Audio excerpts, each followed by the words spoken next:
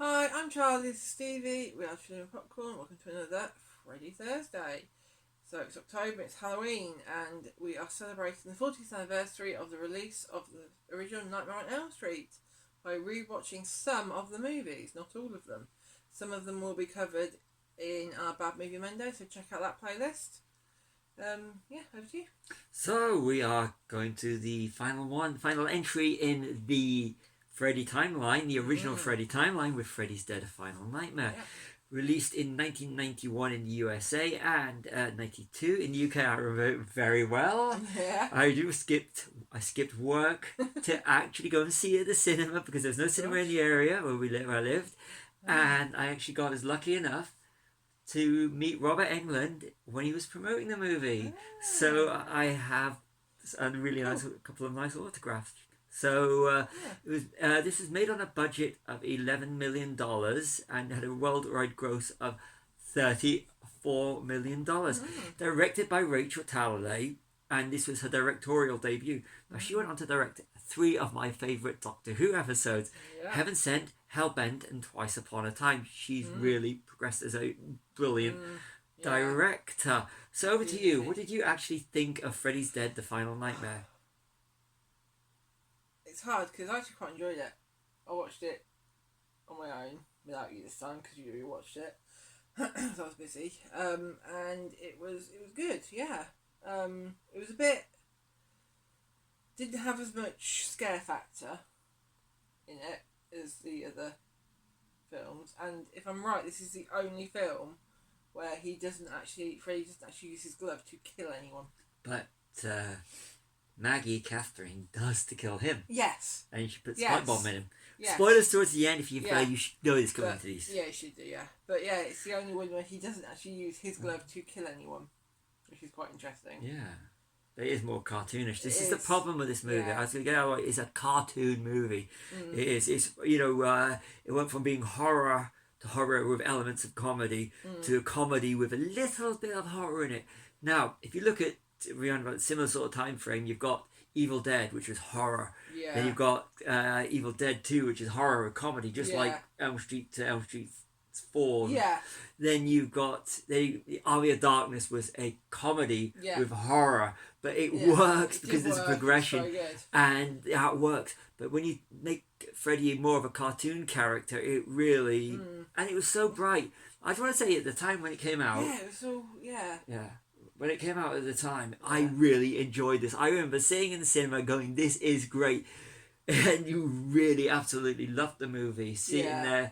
And especially the ending when he showed clips of the original Nightmare on Elm Street movies. I did like that, watching the clips from the other Nightmares. And it was brilliant. So you're sitting in the cinema because I was too young for the first 3 Nightmare on Elm Street movies to see them at the cinema. So when you see it, I was still too young to see this. It was an 18 certificate. And I looked for a film with so much, it's really cartoonish. And it's still got an 18 certificates where they've downgraded 1 and 4 to 15s, which makes absolutely no sense because this is the tamest of them. Freddy's out of the shadows, which doesn't help it. No. But at the time, back in 92, when I saw it at the cinema, I absolutely loved it. I remember sitting there and with the Goo Goo Dolls, I'm awake now, kicking in. It was really good, and it's just over time, whereas some of the movies, especially, I think the first 4 have aged well, and we're going to cover the one I think is really aged well in the next episode in our final Halloween day one. But we're going back to Freddy's Dead: The Final Nightmare. And there's a theory, speculation that John Doe is Jacob Alice's son from the original. Sorry, Nightmare on Elm Street Part 5. Part 5, not parts. What do you think of the idea of giving him a backstory, giving him a wife and a child in this movie? It was quite interesting, actually, with his past and knowing how he became, the demon of dreams or whatever you want to call him. To give him a child was quite interesting. What do you think about that? At the time, I thought it was a clever idea, and it is a clever idea. And having Catherine Maggie see her mother's death at his hands when his wife finds out who he really is. Yeah, what he's been doing. So it's an interesting idea. It has, and I like the idea that it does actually. You can actually, it ties into some of the other elements like the skip rope kids. Yeah. I found that as an interesting little element to the movie, but I find it detracts from the character because you're giving him too much as to this is why he is. We are explaining the character. Yeah. But one thing I did like was the introduction of the dream demons. Yes. Or the dream people, as he calls them. Yeah. And I thought that was an interesting concept as to how he can haunt the dreams and how his power comes from the dreams. I thought that was an interesting element. But again, it's an interesting element, but it does detract from the scares because keeping him the shadows. Freddy's out of the shadows in this movie. Yeah. And that is the problem. And I think that also goes down to the costume, the makeup, the whole look of Freddy is out of the shadows. Yeah. Yeah. So get it out of the way and address the Johnny Depp cameo at 42 minutes. Yes. Yeah, that was cool at the cinema. It still is cool having Johnny Depp, Glenn from A Nightmare on Elm Street in his first role. Yeah. And seeing him back. Yeah, that was good. That was really good. Yeah. And it was that was a good element. Yeah. I know. So far we've said really nothing really positive other than this Johnny Depp thingy, but Carlos's death, I found that kind of jarring. Yeah. Being deaf and his mother, and that was gruesome. But it was handled badly. They turned it into a joke. You seeing his mother and him being afraid of his mother, and his mother makes him deaf. But then it was all done with a whole jokey with the chalkboard and everything. Yeah, it was the look and everything. It was so. More comedy. Yeah. It was gruesome but comedy, but the comedy I thought was too comedic to actually be. And I found the background to be a bit too much like Taron's death in Nightmare 3. Yes. But the lighting and it was all handled better in Nightmare 3. So if they give Carlos that kind of death rather than the jokey element, and it's Spence's death was. Be honest, did you like it? I don't know. Did you? At the time, it was. I enjoyed it, but you got to remember, I was 17 at the time. Yeah. So he's talking to 17 years older. Someone is 6. So a lot older. So you're looking at.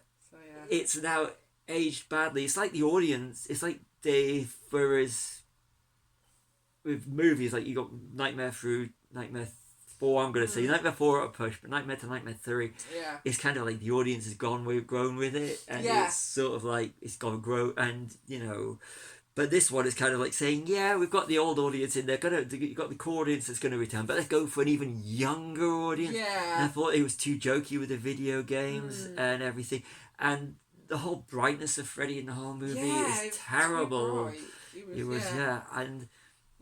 It's just, it feels like. I said he does feel like they seem to be aiming at a younger audience. Yeah. But you look, there were toys, there was so much stuff aimed at children, and this is a horror movie. This in the UK is an 18 certificate horror movie. They were the only one that got a 15 in the UK on a release was Wes Craven's New Nightmare. It was 15 certificate. It was, but and the look of Freddy. I mean, they seem to make him look older, but the lighting. I mean, look at the bit at the beach in Nightmare on Elm Street 4 when he's on a beach just before he's about to kill Kristen. That makeup and the lighting on that, even doing outdoors, is better than the lighting on that. He's still got that element of in the shadows, and when he goes straight to the boiler room, it all seems to be missing from this movie. Yeah. And I really don't like saying any of this because I really like Rachel Talalay as a director, but she has really progressed since this movie, and it is an enjoyable movie. But not as a horror, and I don't think as a Freddy Krueger movie. It's not a horror. It isn't, and the character. I know she doesn't die in it, but Tracy, the scene where she's kicking Freddy is very martial arts, too much like Rick from Nightmare 4, and even that that was when the budget was going down, and so they just shot him like Rick kicking the air and everything in the glove. Even that was done better than this. Yeah, it was. Yeah. I got to mention him, Yaphet Kotto, from as Doc. Yeah. He's good in it. He is good. And star power for this movie, Yeah. other than of course Robert Englund as Freddy Krueger. Yeah, definitely. But he was good in Alien and Yeah. Live and Let Die. Yes. James Bond movie. Yeah. And Finding the Dream Peoples in the 1 hour 38 minute Yeah. marker. I mean, they look. I mean, okay, they're dated, but they've done for 3D. Yeah. This movie was released in 3D, and I'm gonna get onto this now and say, the Friday the 13th Blu-ray box set, and we've been using the Nightmare on Elm Street Blu-ray box set, has the 3D version of Friday the 13th 3D. You can literally flip to that on the disc and watch it in 3D. They should have had the element to watch original style, the ending on the Blu-ray. And they should release a version of this movie. I'd go out and pay for it just for the 10 minutes in 3D to see what it was like. Because right now it's just all like that. Yeah. And if you've got a 3D version you can watch, that would be absolutely fantastic to have and would elevate this movie. It'd make me go out and buy it again. Definitely, yeah. Gotta mention Alice Cooper as his foster father. Yes. This is the 6th Nightmare on Elm Street movie. Yeah. Alice Cooper performed He's Back, the Man Behind the Mask for Friday the 13th Part 6, Jason Lives. He was good in it. Yeah. I like Alice Cooper in this. Yeah, it was good. And he's also good in that other Johnny Depp movie. Yes. Dark Shadows. Dark Shadows. So, yeah, so that was good. Yeah. And those who mentioned it, oh, right, but I want to go again. You know, being in my teens and watching the Elm Street, cuts from the Elm Street movies over the credits. Yeah. That was absolutely fantastic. It was really fantastic. You notice how there's a progression in the music at the start, like Goo Goo Dolls, and it goes from number 3, Dawkins, Dream Warriors, which is really rocking, which was 87, to 88 with Tuesday Night's Nightmare, which goes more of a softer. Yeah. Then there's definitely been a seismic change in music when you listen to I'm Awake Now. By Goo Goo Dolls, which has got that I know it's 91, but it does have that very 90s transitioning into grunge feel to it. It does. I'd love to have seen that in a more of a superior Elm Street movie. I would have. Yeah. So, and it's set 10 years. It's 10 years after 91. So and what's we haven't touched on is the Roseanne Barr and Tom Arnold. In the bit where you go down to Spring Yes. and it's all there's no children there, and they're terrible cameo at the time. I know they were big at the time, but and that's dated it. Yeah, she wants to keep children, but then she's told that she can't because they bring Freddy. Yeah, so the parents now actually believe the teenagers, or is there so many? Yeah, it's very, isn't it? Yeah, but see Johnny Depp, who was literally. Going back to Johnny Depp, Depp was wonderful. I know he's barely in it, but he was like half of 21 Jump Street, Crybaby, Edward Scissorhands. Yeah. So that was. But as a movie, what did you actually think of it? I don't know. As a movie, it was enjoyable, but as a movie, but as a horror. It just wasn't there. Yeah. It just wasn't there. It's not like it's the character of Freddy anymore. No. It is, and I remember watching it when Nightmare was literally in top of its power, because when it was I was like the key kind of audience for it. I mean, they had comic books. I mean, admittedly, it only ran for two issues around this time that came out. They already had so. Freddy had a younger audience, and this was appealing to the younger audience and trying to keep the audience young, going into the cinema, spending their money. Although this is in the USA, and in the UK, you had to wait till you were 18 years old to see this movie. Yeah. But, being the audience, it did eventually grow out of it because of the likes of this one. Yeah. And the way that the characters was. And this is one of the ones, they set up the characters just so that they could be killed. And that's one of the elements that, when I got a bit older, I really didn't like it and would turn me off of horror. So this is one of the reasons why within years, this was 92, I saw it, in about 3-4 years, I'd actually changed my mind about horror and didn't watch horror for years. And this was one of the reasons, is horror was going into the villain was no longer the villain. It was just the person you're just watching to see how they kill the characters, which is all wrong about horror in this period. and bringing it back. So it was like the likes of Halloween in 2018 that got me back into watching it, where the villain is the villain and you're rooting for the heroes. And we'll cover in the next one, Wes Craven's New Nightmare being ahead of its time, definitely. which was the lowest generating one. This generated more money than Wes Craven's New Nightmare.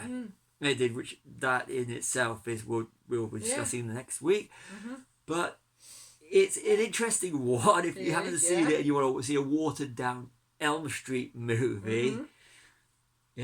So that's Freddy's Dead. That definitely did. And he definitely did kill the franchise with that one. He's definitely dead. And this is the actual last one of Freddy in the original canon. I do not consider Freddy versus Jason to be part of this canon. No.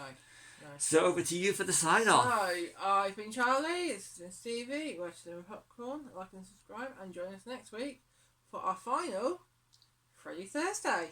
Wes Craven's New Nightmare.